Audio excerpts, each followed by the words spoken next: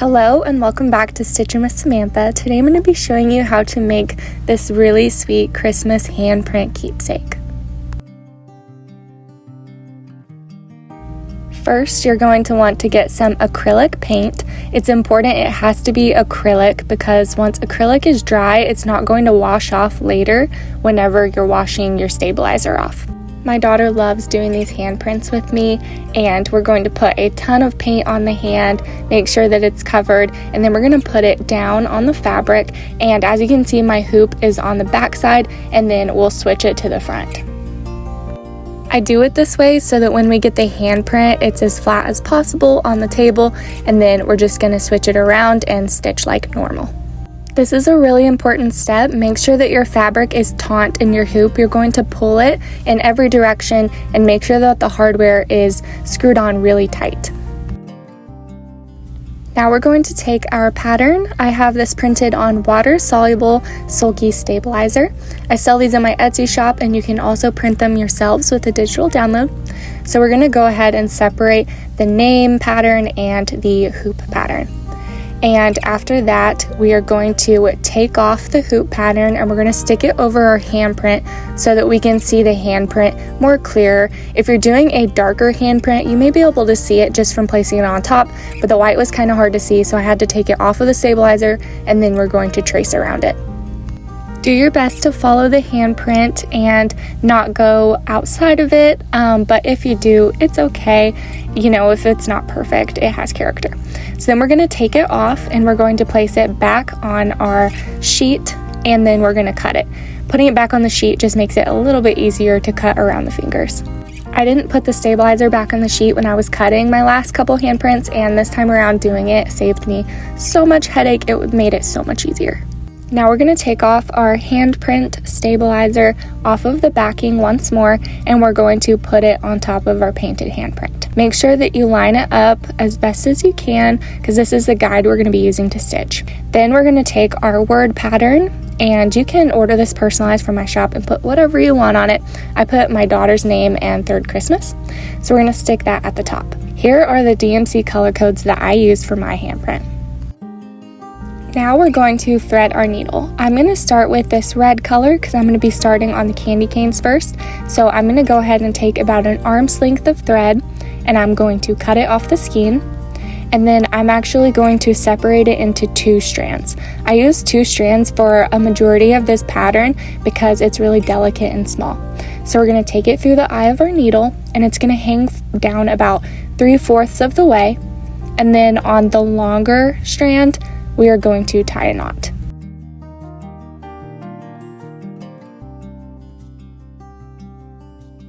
Now that we have 2 strands of red thread, we are going to start on our candy cane using back stitch. So I'm going to bring my needle up at the end of the candy cane, and then I'm going to skip forward a really short distance. You can kind of see the little dot in the pattern. We're going to bring it down there, and then after that, we're going to skip forward the same distance, making really small stitches. We're going to come and put our needle back where the end of our stitch was. We're going to keep doing this every time. Bring our needle forward a short distance and then bringing it back to our previous stitch. That's why it's called back stitch. Once we have all of our back stitches in place for the candy canes, we're going to go back and do whipped back stitch. To tie off our red thread, we're going to come to the back of our hoop, and I'm going to make a little loop, and then as close to the fabric as possible, I'm going to hold it with my fingers and pull tight. So we're going to do that again. We're going to bring our needle through the loop, and then we're going to put our fingers down on the hoop, and we're going to pull tight. Now we're ready to cut our thread, and then we are going to rethread our needle with the white thread, and we're going to once again use 2 strands of thread. We are then going to bring our needle up at the bottom of the candy cane, and then we're going to pull tight. And then on the right side if you're right-handed, left side if you're left-handed, we're going to bring our needle through the first back stitch. So it's going to go underneath that back stitch, and then we're going to pull tight. Then the same side that you entered on that stitch, we're going to skip forward to the next back stitch, and we're going to bring our needle underneath that back stitch. And once again, pull tight. If your thread catches or gets a knot in it, don't worry, just untangle it and then pull it tight. Remember to go through the same side each time, so each time I'm bringing my needle through on the right and then going under each back stitch. And then at the end, we're going to bring our needle onto the very end and bring it down, pulling it to the back. I'm going to finish my candy canes and then we're going to move on to the words. With 3 strands of our white thread, we are going to do the same process as the candy canes. I'm going to do a back stitch outline first for the words. So same thing each time, you're going to skip forward a little bit. It's going to be about 1/4 of a centimeter, and then you're going to bring your needle back down at the end of your previous stitch. So we're going to keep doing back stitch for the entirety of the words. If you need to skip sections, just go ahead and do it. And then for the parentheses, we're going to come up here and do 2 small back stitches, and then we're going to move on to our letters again. Once we have done back stitch for all of our letters, then we're going to go back through with 2 strands of the red thread. So as you can see, I'm only using 2 strands here. So 3 for the white back stitch, and then 2 strands when we whip it. And then the same thing, just make sure you bring it through the same side each time, and we're just going to bring our red thread underneath each back stitch, doing this whipped candy cane effect. Once again, to end our whipped back stitch, you're going to bring your needle underneath the last back stitch, and then we are just going to bring our needle to the end and bring it through to the back of the hoop. With 2 strands of red thread, we are then going to start on our holly. For the berries of the holly, I'm going to be using satin stitch, so we're just going to bring our needle up on one side of the first berry, and then on the opposite side bring our needle down. Once again, we're going to go right on top of that stitch, bringing our needle up and then back down. And then with the curve of that circle, we're going to make our stitches a little bit smaller each time as we move our way down the berry, and we're just going to fill in the entirety of the circle. So as you can see here, my stitches are getting a little bit smaller as I'm moving to the outside of that berry. And then you're going to repeat that with all the different berries on the holly, and then we're going to come back and do the leaves. For the leaves, I'm going to be using this light green color, and I'm going to start by bringing my needle up at the very tip top of the leaf, then we're going to bring it back down in the middle of the leaf at the top of that middle line. Then I'm going to move to the left or right side, and I'm going to bring my needle up a little bit below that top of that first stitch, and then I'm going to bring it back down right beneath the bottom of that first stitch.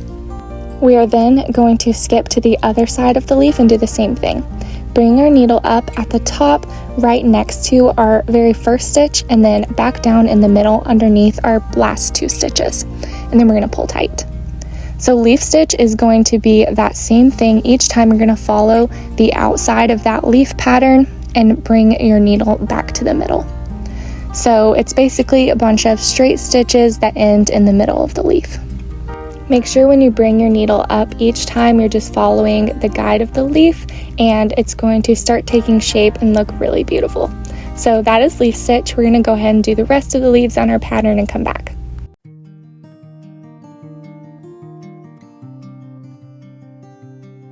We're going to start on our Christmas lights using 2 strands of our dark green thread, and we're going to do the line on the Christmas lights. So we're going to do back stitch, which we've already done a few different times in this pattern. We're going to bring your needle up, back down, and then skip forward, and then bring your needle back down to your previous stitch.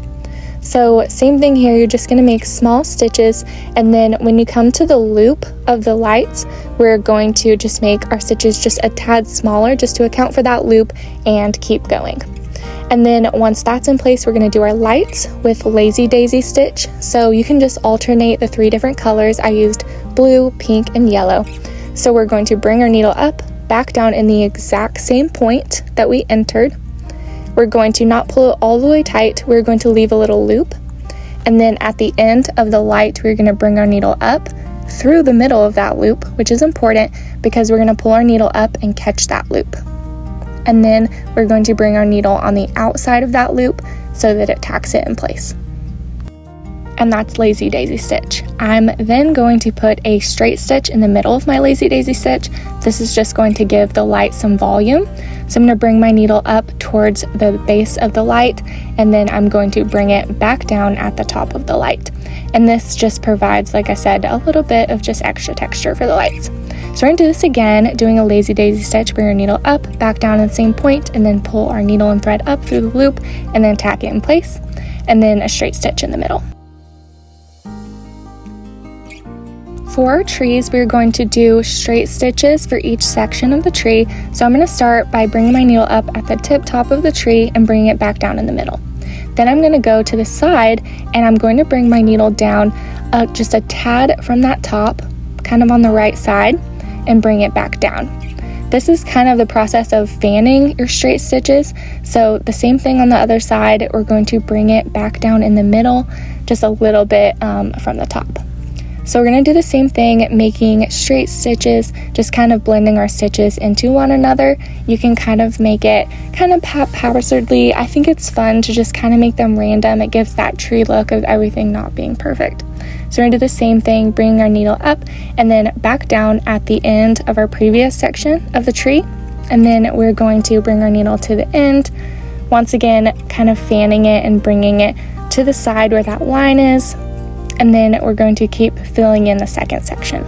Each time, just make sure that your straight stitches have a little bit of an angle to them for the tree.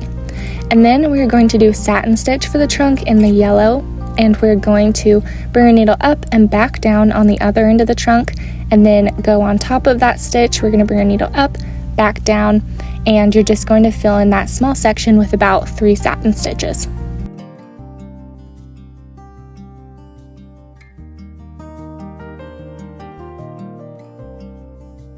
Lastly, for our snowflake, we are going to use, again, 2 strands of thread, and we're going to use backstitch for each section of the little snowflake. So for the longer sections, once again, we're going to do backstitch, bring your needle up, back down, and then as you can see, for the little like prongs that stick off of the main section, that's going to be straight stitch. So as you can see here, I just bring my needle up and then back down to that center line. So once again, for the main part of the snowflake, the center lines, we're going to do back stitch, and then for those sides, we're going to do straight stitch. Just bring your needle up and down each time. And then that is the rest of our pattern. We're going to fill it in, and then I'm going to take it out of the hoop, and we're going to tie off our thread. I kind of walked you through this process at the beginning of this video, but I'm going to show you an alternate way to tie off your thread. So for this, I'm going to bring my needle underneath previous stitches, and then with that loop, I won't pull tight, but I'll bring my needle through that loop, and then I'll pull it tight into a natural knot. So once again, I'm going to bring my needle underneath previous stitches, and then through that loop, I'm going to pull my needle, and then I'm going to make a tight knot. So this is just another way to do it. This one's a little bit easier, I think, so I want to show you. Now it's time to wash off our stabilizer. And don't worry, the paint shouldn't run. We used acrylic paint, it's dry, and we're now going to just wash off our stabilizer. I know it seems like magic that the paint isn't washing off, but I've done like 5 of these now, and I promise you're good. So we're going to just work our fingers into our project, and for 3 to 5 minutes, rinse everything so that no stabilizer is left. I promise it's okay, just be thorough with this part. Now to finish our hoop, I like to do this, it's an optional step, but I like to add a patterned fabric on the back just to cover up my stitches, and then I'm going to put my hoop back on. Once again, this is optional, but I love the way this looks. So once I have my patterned fabric, I'm then going to trim the fabric, both fabrics, so that it's about 2 inches away from the hoop. And so you're just going to work your way around, trimming all that excess fabric off. And then once it's trimmed, we're going to take our needle and thread, and we're going to actually have 6 strands of thread because we want this part to be really secure because we're holding everything in place on the back. So then I'm going to make a knot, and we're going to start running stitch. Bring your needle up through the inside of the fabric. We are then going to stay on the surface of the fabric here, and we're going to bring our needle up, back down, up, and then we're going to pull our needle and thread tight. So you're going to do this around the entire hoop, just doing this running stitch on the top. And then once you've done it around the entire hoop, we're going to pull it tight, and then we're going to tie off our needle and thread. So once again, we're done with our running stitch. We're going to pull it tight. That part is so satisfying. And then I'm going to once again pull it tight, bring my needle to the middle of the hoop again, and then I'm going to tie a knot here. I'm going to bring my needle actually through the fabric on the inside while I'm pulling my thread tight, and I'm going to bring my needle through the little loop. As you can see here, there's a little loop when I'm pulling tight. I'm going to bring my needle through that loop and then pull tight. And then I like to do it one more time just to be secure. I will bring my needle underneath through the fabric down there, and then pull my needle through the loop and then pull tight. And then another additional optional step is I added this little ribbon to the top, and I made a bow, and I thought it was just precious. I actually also added a bell to the middle, so I just cut my little ribbon and I stuck it through the middle of this little bell, and I just thought it added the most special little touch. Like, this one is for me, like this is my daughter's handprint, so I just really loved this added step. And then I trimmed the ribbon, and this is the finished product. I hope you absolutely loved this tutorial. I think this is the most special keepsake for the holiday season. I have been making these handprints for my daughter for every occasion and every milestone, and I just hope that you love making these for your littles too.